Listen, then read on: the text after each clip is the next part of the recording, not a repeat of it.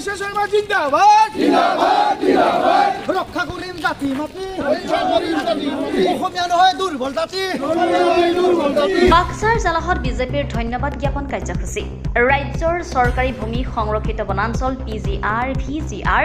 জলাশয় চৰণীয়া পথাৰ ধাৰ্মিক ঐতিহাসিক অঞ্চলসমূহ বেদখলমুক্ত কৰাৰ বাবে অসমৰ মুখ্যমন্ত্ৰী ডক্টৰ হিমন্ত বিশ্ব শৰ্মাক ধন্যবাদ জ্ঞাপন বাক্সা বিজেপিৰ ভাৰতীয় জনতা পাৰ্টিৰ বাক্সা জিলা সমিতিৰ উদ্যোগত উলিওৱা সমদলত 5 শতাধিক দলীয় কাৰ্যকৰ্তাৰ লগতে অসমপ্ৰেমী নাগৰিক সমাজৰো অংশগ্ৰহণ সমদলৰ পৰাই কংগ্ৰেছক কঠোৰ ভাষাৰে সমালোচনা বিধায়ক ফণীধৰ তালুকদাৰৰ মুখ্যমন্ত্ৰী ডক্টৰ হিমন্ত বিশ্ব শৰ্মাক কৰ্মদক্ষ আখ্যা দি ধন্যবাদ জ্ঞাপন বাক্সা বিজেপিৰ সভাপতি দীনেশ বসুৰো news desk report Arunodoi Assam Assam চৰকাৰ আৰু অসম চৰকাৰৰ শক্তিশালী আমাৰ গৌৰৱময় মুখ্যমন্ত্ৰী ডক্টৰ হিমন্ত শৰ্মা দেৱৰ নেতৃত্বাধীন চৰকাৰখনৰ লগতে আমাৰ মুখ্যমন্ত্ৰীক ধন্যবাদ জ্ঞাপন কৰিছোঁ যে তেখেতে অতি সাহস আৰু ৰণকৌশলেৰে আমাৰ যিবিলাক সত্ৰ যিবিলাক চৰকাৰী বনাঞ্চল PGR VGR মাটি অবৈধ বাংলাদেশ বা পমুৱালোকে অবৈধভাৱে দখল কৰি আছিল সেই মাটিখিনি উচ্ছেদ কৰি আজি আমাৰ মাজলৈ লৈ আহিল কাৰণ আমাৰ বিজেপিৰ মূল লক্ষ্য আছিল আমাৰ বিজেপিৰ মূল মন্ত্ৰ আছিল জাতি মাটিক আমি ৰক্ষা কৰিম আৰু আমাৰ প্ৰথমতে যিবিলাক মাটি আছিল সেই মাটিখিনিয়ে আমাৰ পমুৱা আমাৰ বাংলাদেশী বা অচিনাক্ত দুৰ্বৃত্তিয়ে সকলোখিনি লৈ লৈছিল আৰু লৈ আমাৰ জনগাঁথনিৰ পৰিৱৰ্তন কৰিছিল আপোনালোকে গম পালে কিছুদিন আগতে গোৱালপাৰা জিলাত যিবিলাক মাটি আছিল আৰু আজি 40 বছৰ আগতে গোৱালপাৰাৰ জনগাঁথনি আমি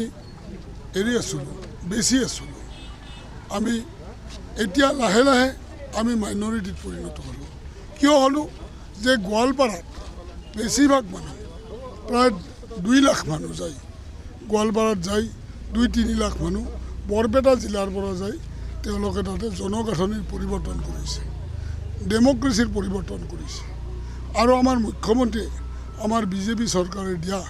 যিটো শ্লোগান আছিল জাতি মাটি ৰক্ষাৰ্থে সেইবিলাক এভেকশ্যন কৰিলে আৰু তাৰ আমি এইবাৰ যেনেকৈ আমাৰ বাহিৰা কোম্পানীবিলাক আহি আছে আৰু কোম্পানীবিলাকে আমাৰ 10,000 কোটি টকা যিটো ইনভেষ্টমেণ্টৰ সূত্ৰ দিছে আৰু সেইমতে আমি তাত ইণ্ডাষ্ট্ৰীবিলাক আমি বহুৱাৰ প্ৰচেষ্টা লৈছোঁ আৰু ইতিমধ্যে আমি সেইবিলাক মাটি খালী কৰিছোঁ কিন্তু কংগ্ৰেছ দল আৰু কিছুমান তথাকথিত ৰাজনৈতিক দলে আহি তেওঁলোকে উচতনি দিছে যে মুখ্যমন্ত্ৰীটো বেয়া কাম কৰিছে মুখ্যমন্ত্ৰী স্বাৰ্থত কৰিছে আৰু তেওঁলোকক প্ৰতিবাদ জনাই আমি অসমবাসী ওলাই আহিছোঁ গোটেই জিলাৰ লগতে আমি বাক্সা জিলাৰ ভাৰতীয় জনতা পাৰ্টি আৰু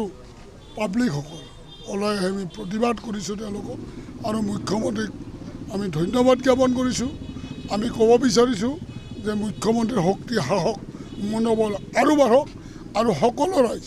খিলঞ্জীয়া ৰাইজ আমি মুখ্যমন্ত্ৰীৰ লগত আছোঁ সেয়ে বাক্সা জিলাত এইটো ধন্যবাদৰ সূচক আজি এই কাৰ্যসূচী পালন কৰিছে ইতিমধ্যে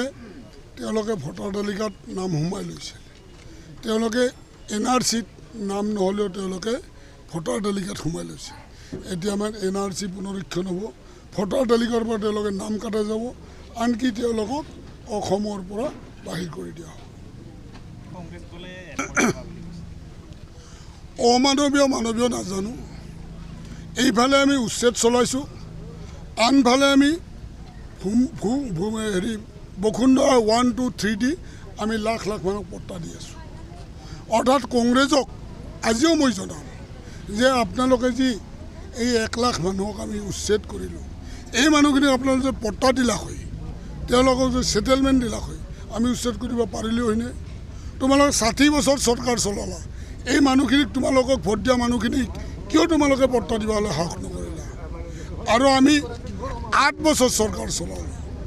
আমাৰ মাজত যিখিনি খিলঞ্জীয়া মানুহ আছে তেওঁলোকক ধৰি আনি আমি বাৰ্তা দিছোঁ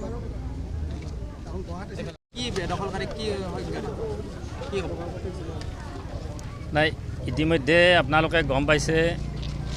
অসমত যিখন বিজেপিৰ হিমন্ত বিশ্ব শৰ্মাৰ নেতৃত্বাধীন চৰকাৰ চলি আছে এই চৰকাৰখন সম্পূৰ্ণৰূপে খিলঞ্জীয়াৰ স্বাৰ্থ ৰক্ষা কৰিম বুলি জাতি মাতি ভেটি ৰক্ষা কৰিম বুলি প্ৰতিশ্ৰুতি দি শাসনত আহিছিল। স্বাধীনোত্তৰ কালত বহুতো মুখ্যমন্ত্ৰী অসমত আহিল আৰু গুচি গ'ল, কিন্তু খিলঞ্জীয়াৰ স্বাৰ্থ ৰক্ষা কৰিব পৰা এনেকুৱা ধৰণৰ সাহসী পদক্ষেপ ল'ব পৰা আমি লক্ষ্য কৰা নাছিলোঁ। আজি লাখ লাখ বিঘা মাটি, সত্ৰৰ মাটিয়ে হওক, বনাঞ্চলৰ মাটিয়ে হওক, পিজিআৰ ভিজিআৰে হওক, লাখ লাখ বিঘা মাটি আজি বেদখলৰ কবলত পৰি আছে। আজি আমাৰ সন্মানীয় কৰ্মযোগী মুখ্যমন্ত্ৰী হিমন্ত বিশ্ব শৰ্মা ডাঙৰীয়াই যি পদক্ষেপ লৈ সাহসী পদক্ষেপ লৈ আজি 64,000 বিঘা ইতিমধ্যে বেদখল মুক্ত কৰিবলৈ সক্ষম হৈছে আৰু বেদখলৰ কাম চলি আছে। গতিকে আজি ভাৰতীয় জনতা পাৰ্টীয়ে কেৱল নহয়, অসমপ্ৰেমী সকলো দল সংগঠন বা স্বেচ্ছাসেৱী সংগঠনকে প্ৰমুখ কৰি সকলো সচেতন ৰাইজে আজি একেমুখে ডক্টৰ হিমন্ত বিশ্ব শৰ্মাৰ এই কাৰ্যক প্ৰশংসা কৰিছে আৰু ধন্যবাদসূচক প্ৰস্তাৱ দাঙি ধৰিছে। গতিকে আমি ভাৰতীয় জনতা পাৰ্টী বাক্সা জিলায়ো আজি এই ৰেলীৰ যোগেদি মুখ্যমন্ত্ৰী মহোদয়ক প্ৰশংসাসূচক এটা বাৰ্তা প্ৰেৰণ কৰাৰ কাৰণে আজি এই কাৰ্যসূচী আমি লৈছোঁ আৰু এই বেদখল মুক্ত কাৰ্যসূচী চলি থাকিব আৰু আমি ভাৰতীয় জনতা পাৰ্টীৰ লগতে সমূহ অসমপ্ৰেমী ৰাইজে সহযোগিতা আগবঢ়াই যাম। আজি প্ৰায় 5 শতাধিক লোক আজি ইয়াত অংশগ্ৰহণ কৰিছে আৰু বহুতো লোক আহি আছে। বতৰ গৰম, সেইকাৰণে বৰ্তমানলৈকে আহিব পৰা নাই। গতিকে আমি আজি 5 সহস্ৰাধিক লোকে ইয়াত অংশগ্ৰহণ কৰি এই কাৰ্যসূচী সফল কৰিবলৈ ওলাইছোঁ।